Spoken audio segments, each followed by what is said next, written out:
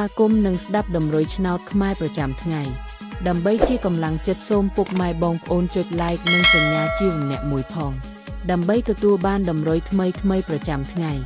ដំរុយឆ្នោតខ្មែរនៅថ្ងៃនេះគឺថ្ងៃទី26ខែវិច្ឆិកាឆ្នាំ2025ដើម្បីកុំឲ្យខាតពេលយូរសូមស្ដាប់ដំរុយឆ្នោតពី admin មានលេខ87 34 66 47សម្រាប់ប៉ុស ABCD សម្រាប់លេខ OSAD មាន2គ្រាប់គឺ OS ខ្ទង់90និង30សម្រាប់3លេខគឺ admin មាន2គ្រាប់ផងដែរគឺមានលេខ753គុណ147គុណបើសិនជាពុកម៉ែបងប្អូនស្រឡាញ់និងពេញចិត្តលេខទាំងនេះពុកម៉ែបងប្អូនអាចយកលេខទាំងនេះទៅផ្សងសំណាងបានជាចុងក្រោយសូមជូនពរពុកម៉ែបងប្អូនដែលយកលេខខាង admin ទៅផ្សងសំណាងហេងយើងទាំងអស់គ្នាជូនពរពុកម៉ែបងប្អូនជួបតែសំណាង